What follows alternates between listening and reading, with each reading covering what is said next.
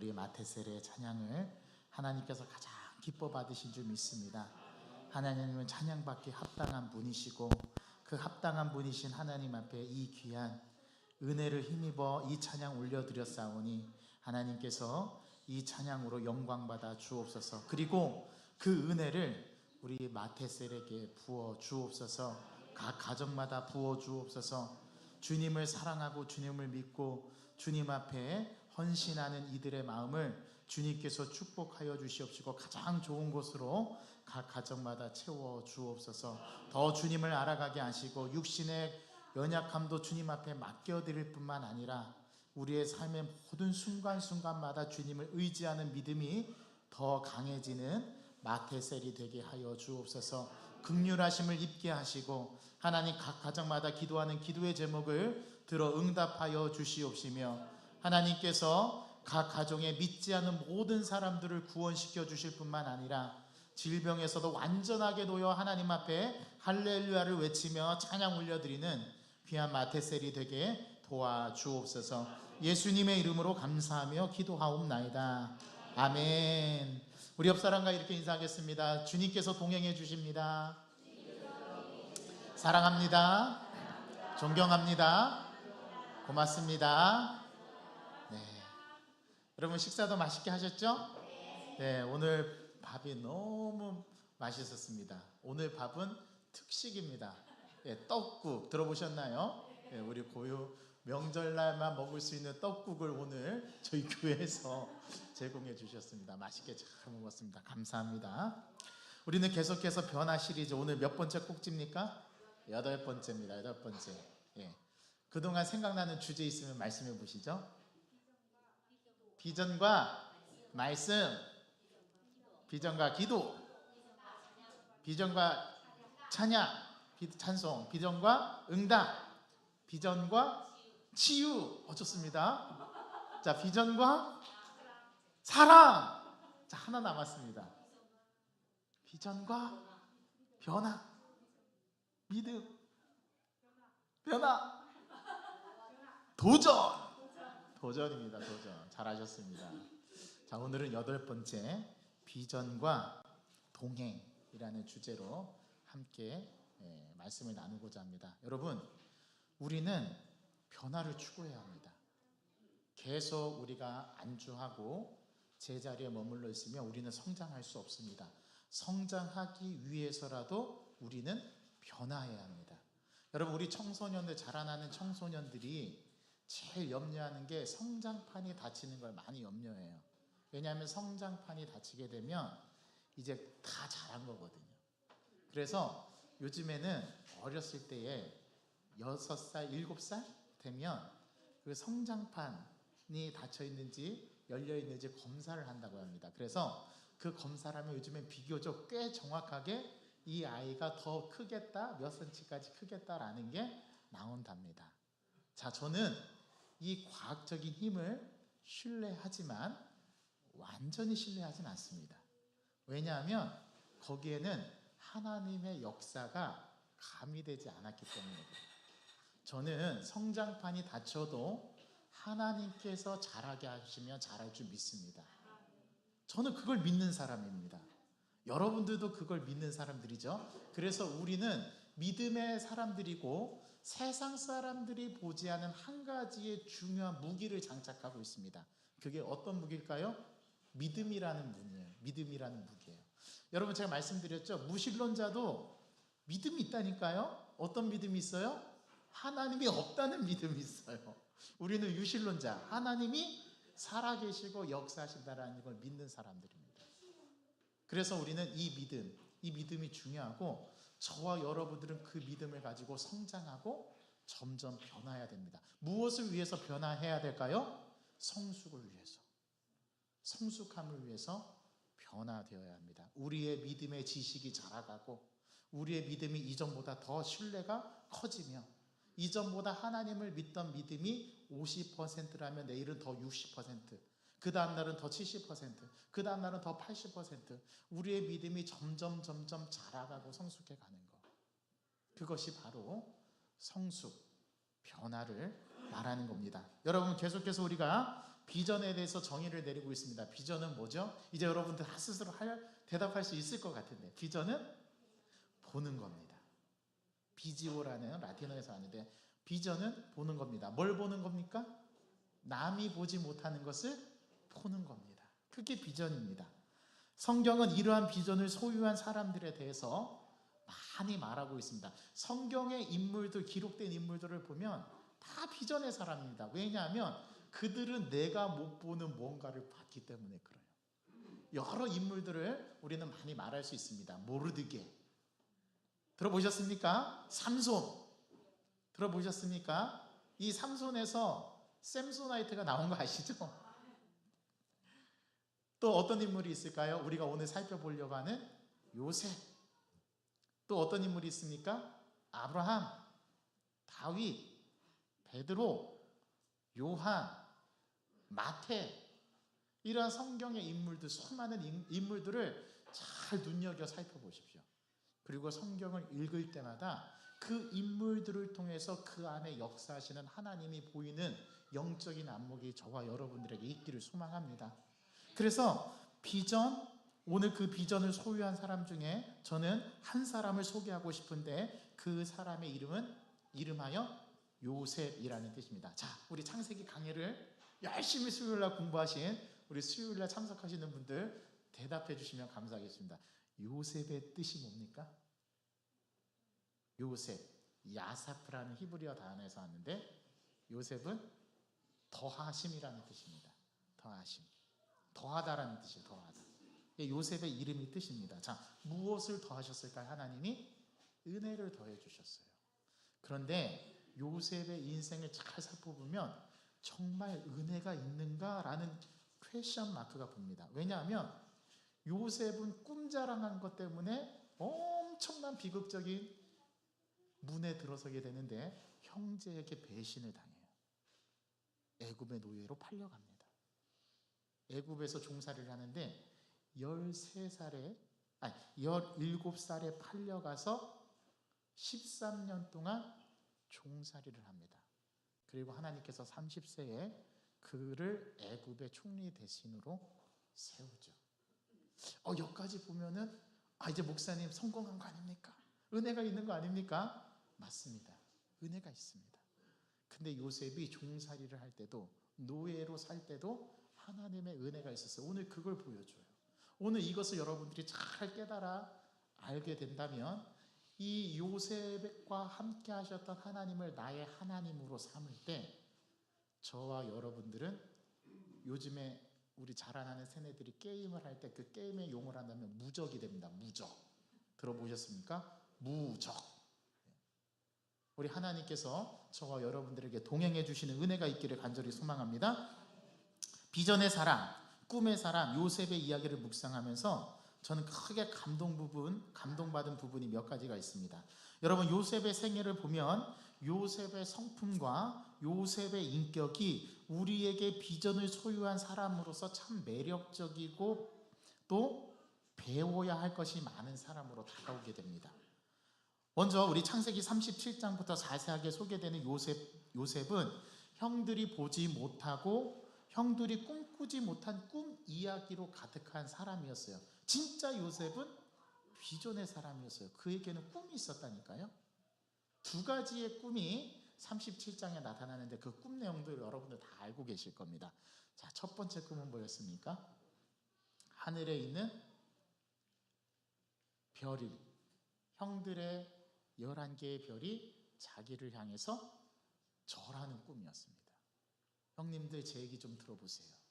제가 밤중에 꿈을 꿨는데 밤하늘에 형들의 별들이 나의 별을 향해서 절하더이다. 이게 요셉이 꾸었던 첫 번째 꿈이었어요.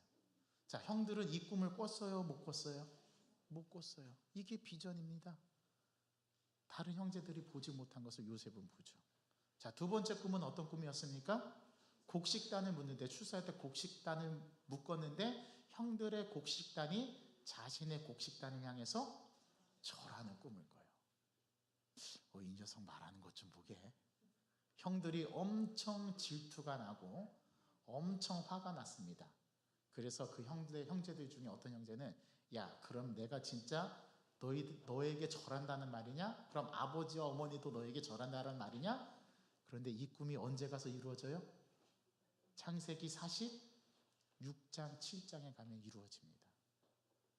형제들이 다 요셉에게 와서 물을 굽는 장면이 나오고, 급기야 요셉이 자신의 감성을 주체하지 못해서 자신의 정체를 밝히죠. 형님들, 저는 형님들의 애굽의 판자라. 저는 그 이름이 요셉입니다. 제가 아직 살아있습니다. 형들이 어안이 벙벙하죠. 그러면서 요셉이 살아있음을 알고 가나안 땅으로 돌아가서 그 바로가 내준 수레에 아버지와 또 자기들의 처자식을 태우고 가축들을 다 이끌고 어디로 내려옵니까? 애굽으로 내려옵니다. 이게 요셉의 비전이었어요.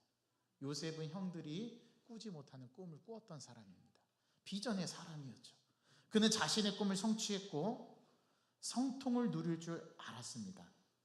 여러분, 형통이라는 말 되게 좋아하시죠, 여러분? 형통, 만사, 형통.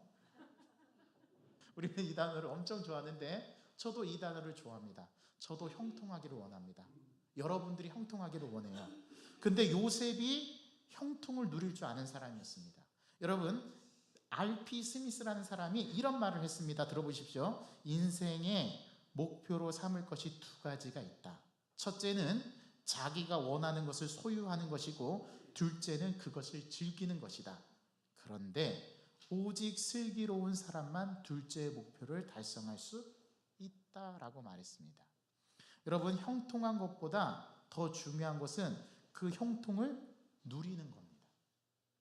그래서 저는 새해 인사를 하면은 새해 복 많이 받으세요, 그렇게 인사하지만 제가 여러분들께 항상 인사를 시키는 인사말이 있습니다. 기억나십니까? 여러분, 하나님께서 주신 은혜를 많이 누리십시오. 받으면 뭐합니까? 못 누리면 그만인데 받는 것을 누려야죠. 여러분, 중요한 것은 하나님께 받은 은혜를 내가 누리는 게 진짜 중요한 문제입니다. 우리는 오늘 비전의 사람 요셉을 통해서 형통을 누리면서도 요셉은 타락을 하지가 않았어요. 요셉은 자신의 중심을 지켰고 그는 형통을 누리면서도 타락하지 않았습니다. 보통 사람들은 성공하고 일확천금을 얻게 되고 자기가 잘 나가게 되면 그 결국 그들의 말로는 타락으로 치닫는 것을 많이 보게 됩니다. 연예인들이 왜 그렇게 마약 중독에 많이 빠질까요? 왜 성공하고 잘 나가는 사람들이 어느 날 뉴스에 구속되는 사건을 겪게 될까요? 여러분, 로또 맞으신 분들, 로또에 당첨되신 분들의 94%가 통계로 나왔습니다. 94%가 다 죽었습니다. 망했습니다. 아니, 그들에게 일확천금의 그런 기회가 주어졌는데 왜 그 사람들은 그렇게 빨리 요절하고 죽게 될까요? 타락하기 때문입니다. 이게 사람은 물질이 주어지면 그걸 선하게 잘 사용하고 잘 관리하고 하나님의 영광을 위해서 써야 되는데 자기의 안녕과 자기의 유익과 자기가 하고 싶은 대로 다 하다 보니까 결국은 어디로 치닫느냐? 죄의 길로 치닫게 됩니다. 근데 요셉은 그러지 않았어요. 자, 그러면 여러분 궁금하죠? 요셉이 어떻게 타락하지 않고 그의 모든 인생의 끝까지 하나님 앞에 형통한 복을 누릴 수 있는 사람으로 기록되었을까? 그 비결이 너무 궁금하지 않습니까? 그래서 저는 요셉을 연구해요. 말씀을 읽을 때마다 요셉 이야기를 제가 수도 없이 많이 읽었는데 이번에 지금 저희 가족들이 계속 1114 말씀 읽게 하는 본문이 창세기는 저희는 거꾸로 읽었거든요. 저희는 마태복음, 마가복음, 누가복음까지 읽고 창세기로 넘어와서 지금 창세기 읽고 있거든요. 근데 이제 창세기 읽으면서 요번에 제가 확 깨달은 게 몇 가지가 있는데 그 중에 하나가 이겁니다. 오늘 그거를 여러분들에게 좀 같이 나누길 원합니다. 비전의 사람 요셉은 형통을 누리면서도 그는 타락하지 않았고, 보통 사람들은 성공하고 형통하게 되면 금세 타락하거나 자신의 인생의 끝에 험난함이 드리워진 결만의 수순으로 가는데 그게 보통인데 요셉만은 그러지 않았습니다. 능력이 우리를 성공하도록 도와준다면 성품과 인격은 성공을 유지할 수 있도록 도와줍니다. 요셉이 비전의 사람으로 형통하게 되고 타락하지 않았던 비결은 어디에 있었을까요? 오늘 본문은 비전의 사람이 어떻게 그 꿈을 현실화하고 이루어 가는데 인생 전체를 보여주는지 그 비결을 소개해 줍니다. 오늘 그걸 여러분들에게 말씀드리려고 합니다. 먼저 요셉은 비전의 사람이었다는 것을 어떻게 알 수 있느냐? 요셉이 꿈꾸는 사람이었다는 것을 어떻게 알 수 있느냐? 실제로 요셉은 꿈을 꾸는 사람이었죠. 그는 두 개의 꿈을 꿨습니다. 말씀을 드렸습니다. 이 꿈, 이 비전이 어떻게 자신의 인생에 이루어질지 요셉 그도 몰랐습니다. 꿈은 꿨는데 그 꿈이 어떤 의미이고 어떻게 자기에게 실현되고 어떻게 될지 그 꿈을 꾼 요셉도 몰랐다니까요. 그런데 그게 어떻게 이루어 가는지를 그는 삶 속에서 깨달아가고 알게 되고 경험하게 됩니다. 그리고 그 비전을 깨달은 그가 마지막 형제들과 만났을 때 형제들에게 했던 말, 당신들이 나를 애굽에 팔았다고 해서 염려하거나 걱정하지 마십시오. 하나님이 형들을 통해서 나를 애굽에 앞서 보내셨고 형들을 구원하시기 위해서 나를 도구로 사용했습니다 라고 깨달은 게 요셉입니다. 그걸 언제 말씀하냐? 창세기 44장, 45장, 46장에 나옵니다. 그도 몰랐어요. 이게 중요합니다. 하나님께서는 우리를 비전을 주시고 꿈꾸게 하시고 앞을 내다보게 하시지만 그 길을 이루어 가시는 것은 철저하게 베일에 감춰놓습니다. 왜 그럴까요? 왜 이렇게 하실까요? 하나님이 우리에게 형통한 날도 주시고 곤고한 날도 주시는데 이 두 가지를 병행하게 하시는 이유는 그래야 하나님 찾으니까, 그래야 인생들이 하나님 의지하니까. 그래서 하나님은 이것을 비밀에 감춰두십니다. 그리고 저와 여러분들이 깨닫기를 원하는 때에 하나님은 딱 그때가 되면 가르쳐 주십니다. 그래서 제가 공식처럼 말씀드릴게요. 하나님은 1km를 보여주지 않으세요. 딱 어디까지만 비춰주신다고요? 10m. 자, 그 10m를 열심히 해서 갔어요. 그럼 그 다음에 또 10m만 보여주세요. 하나님 좀 1km 보여주시면 어디 덧납니까? 그러면 하나님 의지하지? 하나님은 우리 인간을 너무 잘 아세요. 우리의 마음을 너무 잘 아세요. 그래서 하나님은 각자에게 보여줄 만큼만 딱 보여줍니다. 그리고 거기까지 따라오라고 우리를 초대합니다. 그리고 거기까지 열심을 다해서 따라가잖아요. 그럼 하나님은 또 10m를 보여주세요. 이게 우리 인생이에요. 여러분, 자기 인생을 나는 몇 세 때 어떻게 될 것이고 몇 세 때 어떻게 될 것이고 이렇게 해서 사는 사람 한 사람도 없습니다. 그런 사람 있으면 저에게 데려오십시오.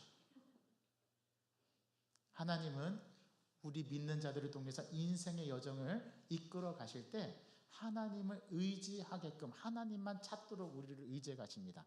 거기에 하나님만 찾도록 우리에게 방법으로서 계시하는 게 고난입니다. 그래서 때때로 하나님은 어려움을 주시고 그 어려움을 허락하시고 우리에게 따라오라고 우리에게 제스처를 취하시고 나는 너와 지금 만나고 싶다. 저희들에게 이렇게 하나님께서 나는 너 만나고 싶어 요 사인이 우리에게 닥치는 고난입니다. 그때 그 고난에 어떻게 반응해야 되느냐? 요셉이 오늘 그 모습을 보여줘요. 한번 살펴봅시다. 자, 요셉은 형들에 의해서 애굽으로 팔려가게 되죠. 형들에게 배신을 당하게 되죠. 이것만으로도 요셉은 엄청난 상처였을 겁니다. 아니, 어떻게 나를 사랑하는 형들이 나에게 이럴 수 있어? 제가 그걸 깨달았죠. 그럴 수 있어요. 사람은 누구나 다 그럴 수 있어요. 전 이걸 인정합니다. 그리고 그걸 배웠습니다. 작년 1년 한 해 동안 배웠어요. 사람은 충분히 그럴 수 있습니다. 그러니까 여러분, 저를 믿으시면 안 됩니다. 저를 믿지 마시고 누구를 믿으셔야 된다고요? 하나님을. 여러분, 저를 바라보시면 안 돼요. 누구를 바라봐야 돼요? 하나님을 바라보셔야 돼요. 제가 말씀드렸죠. 사람은 믿을 대상이 아니라 어떻게 해야 될 대상이라고요? 그렇죠. 사랑해야 할 대상입니다. 그래서 하나님을 보고 오늘 애굽으로 팔려간 상처가 많은 이 요셉이 보디발에게 팔려서 종으로 팔려갑니다. 그는 그곳에서 자신의 인생을 살아갑니다. 자, 그런데 요셉이 이러한 극악한 상황에 처해 있는데 요셉의 삶이 어떠냐면요, 최선을 다해요. 어떻게 한다고요? 최선을 다해요. 노예의 신분입니다. 자기는 권리가 없습니다. 주장할 수도 없고 자기는 주인이 죽으라면 죽어야 되는 그 시대의 노예의 상이에요. 그런데 그 노예가 보디발 앞에서 자신의 삶을 살아가요. 보디발을 위해서 사는 게 아니라, 기타 누구를 위해서 사는 게 아니라 하나님께서 주어진 삶에 최선을 다해서 성실하게 살아갑니다. 그 모습을 누가 봅니까? 보디발이 봅니다. 그리고 그 요셉과 함께 하시는 그 하나님을 요셉을 통해서 보디발이 인정하게 됩니다. 그래서 그 보디발이 절대로 있을 수 없는 일들이 일어나는데, 보디발에게도 수많은 하인들이 있고 믿을 사람, 자신의 자식들도 있었을 텐데, 자신의 모든 가정의 일들을, 재산을 다 누구에게 위임합니까? 요셉에게 위임합니다. 그 보잘것없는 종에게 말이죠.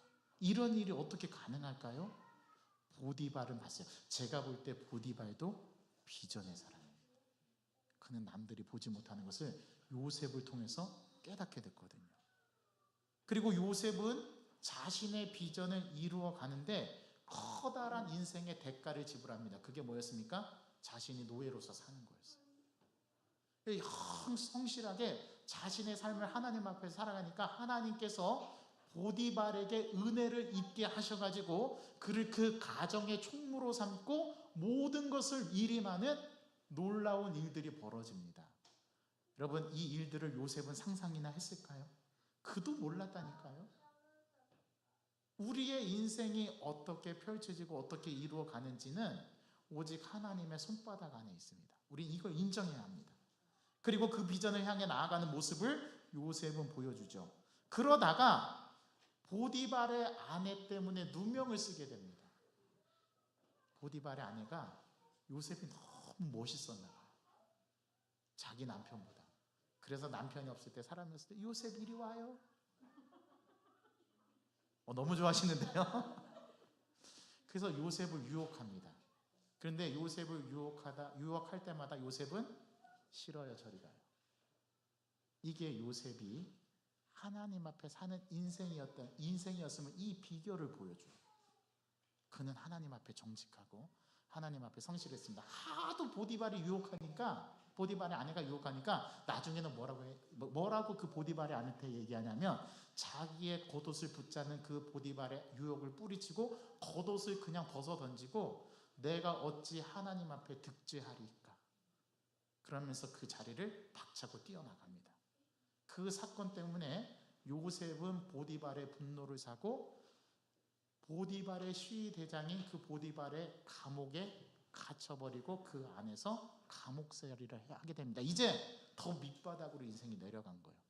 이제 좀 살만하다고 생각했는데 요셉에게 더 큰 어려움이 닥쳤습니다. 이제는 왕의 신하들이 잘못하는 그 시위대 안에 있는 감옥에 갇혀버린 거예요. 지하 감옥. 근데 그는 거기서도 자신의 인생을 살아요. 감옥에서 무슨 인생을 살겠어요.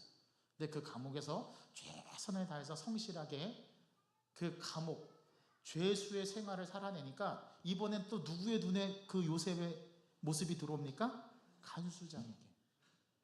그래서 간수장이 또 보디발처럼 모든 감옥의 일을 다 누구에게 맡겨요? 요셉에게 맡겨버려요. 이게 비결입니다. 우리 자라나는 우리 청소년, 청년들 성공하고 싶으십니까? 하나님 안에서 최선을 다해서 성실하게 자신의 인생을 살아내세요. 그러면 언젠가 대기업에서 여러분들을 모시러 올 겁니다. 성실한 사람은 이겨낼 수가 없거든요. 아무리 뛰어난 사람도, 아무리 지혜가 많은 사람도 근면을 이겨낼 사람은 없어요. 저는 태어나면서 천재 믿지 않습니다. 저는 오히려 만들어진 천재를 믿는 경향이 있어요. 성실히 최선을 다해서 열심으로 삶을 하나님 앞에 살아갈 때 그 성실함을 통해서 하나님이 우리에게 은혜를 덧입혀 주시고 다른 사람의 눈을 열게 하셔서 그 사람으로 하여금 은혜를 입게 하는, 이게 요셉이 보여주는 삶의 가장 정점입니다.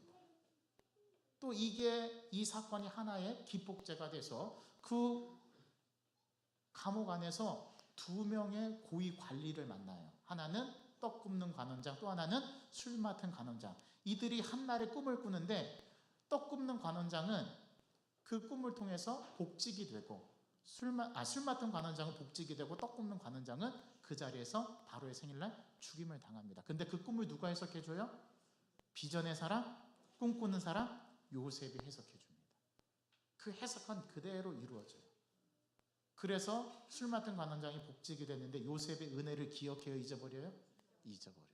그러다가 바로가 꿈을 꾸게 됩니다. 그런데 아무도 애굽의 술사들과 박사들도 바로의 꿈을 해석해 주는 자가 없는 거예요. 그때 술 맡은 관원장이 그 감옥에 있었던 히브리 청년 요셉을 생각하고 자신이 겪었던 일을 바로 왕에게 아뢰죠. 그랬더니 그 요셉을 불러와라.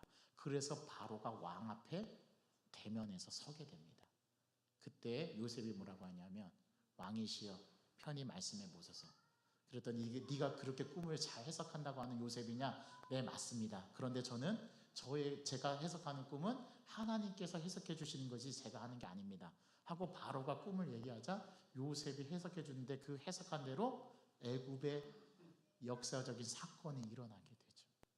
그래서 요셉이 나중에 바로 왕의 신임을 얻게 돼서 애굽의 총리가 됩니다. 야, 스펙타클하고 기가 막히지 않습니까? 성경을 읽을 때 저는 이런 게 보여요. 오늘 그 요셉, 그런데 오늘 아주 중요한 결정적인 비결의 단서가 있습니다. 자, 39장 2절 말씀 함께 읽어보도록 하겠습니다. 시작. 여호와께서 요셉과 함께 하심으로 그가 형통한 자가 되어. 자, 여기서 중요한 단어가 뭘까요? 함께 하심으로. 누가 누구와? 자, 요셉이 하나님과 동행한 게 아니래요. 자, 주어는 뭡니까? 하나님께서, 여호와께서 누구와? 요셉과 함께. 이게 중요해요. 자, 묻습니다. 여러분들은 하나님께서 함께 하시는 분입니까? 아니면 여러분들이 하나님과 함께 하려고 하시는 분입니까? 둘 다인데요, 목사님. 그게 정답입니다. 우리 인간의 쪽에서는 우리가 할 역할을 최대한 다 성실하게 해야 됩니다. 여러분들도 하나님과 동행하려고 노력해야 됩니다. 더 중요한 건 하나님이 여러분들의 인생에서 함께 하시느냐 하시지 않느냐, 이게 믿는 자와 믿지 않는 자가 딱 한가람 나는 기준입니다. 저와 여러분들은 누가 함께 하신다고요? 하나님. 그러니까 우리는 거칠 게 없어요. 자, 내 뒤에 누가 있어요? 나를 딱 붙잡고 계시는 하나님이 있습니다. 그래서 저는 저를 막 힘들게 하고 저를 막 못 살게 구는 사람이 있으면 저는 하나님께 다 고자질합니다. 하나님, 제 아내가요. 하나님, 제 아들이요. 속상해요. 하나님께서 제 기도를 들어주시고 저의 마음에 위로를 주세요. 하나님이 우리와 함께 하시다. 이걸 임마누엘이라고 하는데, 요셉이 성공하고 하나님 앞에 붙들림 바 될 수 있었던 것은 하나님이 그와 함께 하셨기 때문입니다. 여기서 은혜의 개념이 나타나는데, 요셉은 하나님과 함께 할 자격이 있는 사람입니까? 아닙니다. 목사님, 요셉의 인생을 보면 그럴 것 같은데요? 아니요. 하나님이 선택하시고 그를 그렇게 만들어 가신 겁니다. 이걸 믿으셔야 됩니다. 그러니까 이렇게 못난 찌질을 못난 유구현 목사도 하나님 앞에 붙들려서 여기에 있는 겁니다. 저는 그렇게 고백합니다. 제가 잘난 게 하나도 없어요.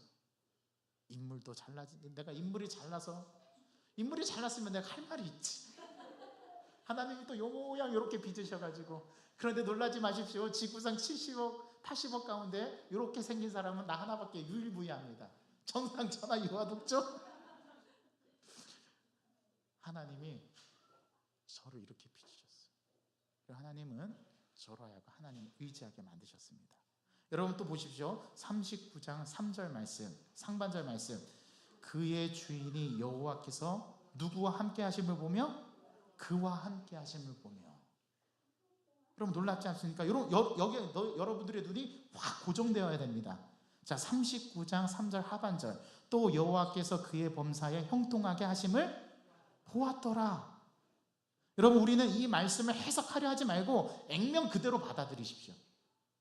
액면 그대로. 또 봅시다. 39장 21절 읽어봅시다. 시작. 여호와께서 요셉과 함께 하시고 그에게 인자를 더하사. 자, 여호와께서 누구와 함께 하셨다고요? 요셉과 함께 하시고. 이게 중요합니다. 또 39장 23절 읽어보겠습니다. 시작.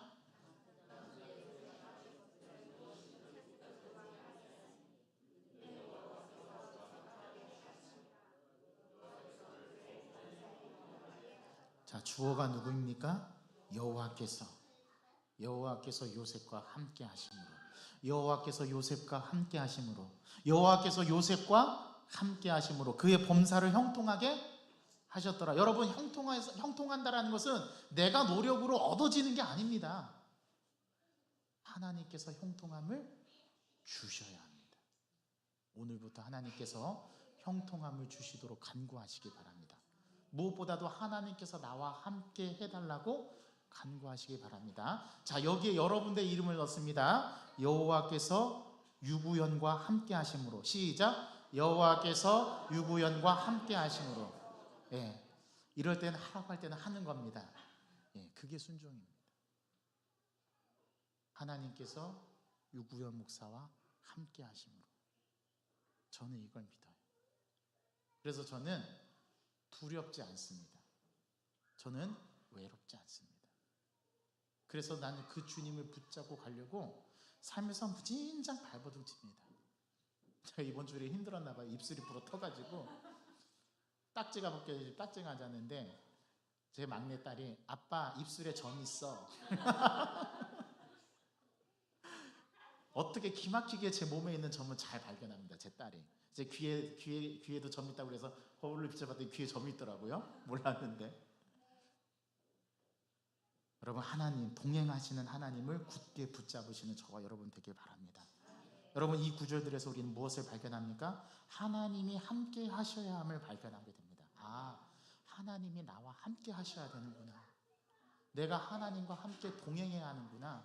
하나님께서 나와 함께 하실 수 있도록 내가 그런 사람이 되어야 되는구나. 어떻게 해야 될까? 요셉은 유혹을 뿌리치고 하나님 앞에 범죄하지 않기 위해서 자신의 믿음을 지켜내고 힘써서 자신의 삶을 성실하게 살아냈습니다. 여러분, 여러분들이 살아가는 삶이 별로이십니까? 그래도 성실하게 살아가십시오. 그러면 그 삶을 통해서 하나님께서 여러분들과 함께 하시고 주변에 있는 사람들의 눈을 뜨게 하셔서 여러분들을 형통하게 하실 줄 믿습니다. 저는 삶에서 이걸 바라보고 이걸 기대하고 그래서 기도하는 제목이 저는 그렇습니다. 하나님, 우리 영광교회 모든 성도들이 하나님과 함께하는 삶을 살게 하여 주옵소서. 그거 하려고 특별 새벽 기도해야 하는 겁니다. 그거 하려고 큐티 세미나 여는 겁니다. 왜요? 어떻게 하면 여러분들이 하나님과 접촉점을 만들고 여러분들이 하나님께 성령의 조명하심으로 부딪혀 하는 계기를 만들어 줄 수 있을까? 이게 목사가 하는 일이거든요. 그래서 여러분들을 위해서 기도하고 어떻게 해서든지 말씀이 여러분들에게 말씀에 사로잡혀서 자기가 말씀 앞에 흔들리는 경험이 있어야 됩니다. 끊임없이 말씀 앞에 내가 흔들려서 그 말씀이 살아 나에게 역사하는 것을 그 실체를 경험하고 그 하나님 앞에 붙들림 받은 삶을 사는 것, 그것이 저와 여러분들이 가야 할 길입니다. 여러분, 우리는 이 길을 가야 합니다. 아직 숲은 잠들지 않았습니다. 하덕규 시인이 광야라는 그 시에서 이런 시를 썼습니다. 힘을 내, 아직 숲은 잠들지 않았어. 무슨 말씀입니까? 힘을 내십시오. 하나님께서 여러분들을 지켜보고 계십니다. 이 광야 이스라엘 백성들이 걷는 모습을 시로 적었는데 그 시가 하덕규 시의 광야라는 시입니다. 성경을 묵상하면서 그가 내 안에 너무나 내가 많다는 것을 발견하고 가시나무란 시를 썼어요. 내 속에 내가 너무도 많아 그분이 쉴 곳이 없고. 불러볼까요? 목사님 그 유행가 부르면 안 되잖아요. 여러분, 하덕규 씨가 사실 시인과 촌장 시절에 이 곡을 쓰셨는데 그분은 크리스천입니다. 성경을 묵상하다가 이스라엘 백성들이 광야길을 걷는 것을 보고 광야라는 테마로 앨범을 냈어요. 그게 하덕규 씨의 광야라는 앨범에 수록되어 있어요. 광야에 바람이 부네. 그 곡을 적고 또 독수리처럼이라는 시를 짓고 가시나무란 시를 짓고 자기 속에 자괴가 너무나 많아서 하나님이 쉴 곳이 없다라는 그런 고백을 한 시가 가시나무란 시입니다. 여러분, 하나님과 동행하시고 하나님이 여러분들과 동행해 주시기를 간절히 소망합니다. 이 동행이 함께 이루어질 때 여러분들은 비전의 사람이 되고 그 비결을 배우게 될 겁니다. 그리고 여러분들은 요셉과 같은 삶을 살아가게 될 겁니다. 이러한 삶을 사는 저와 여러분 되기를 간절히 소망합니다. 하나님, 요셉과 함께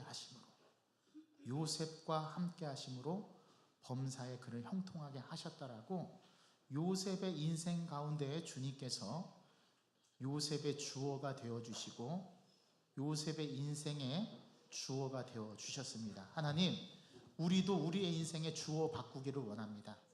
내 인생의 주인이 내가 아니라 하나님이 되시기를 간절히 소망합니다. 하나님, 나와 함께 동행하여 주옵소서. 주님, 나도 또한 주님과 동행하는 삶을 살게 하여 주옵소서. 우리의 길을 그 길로 걸어갈 수 있도록 나의 길을 이끌어 주옵소서. 예수 그리스도의 이름으로 감사하며 기도하옵나이다. 아멘. 우리 그러한 마음으로 이 시간 다 같이 나의 가는 길 이 찬양으로 함께 고백하고 기도하는 시간 갖도록 하겠습니다.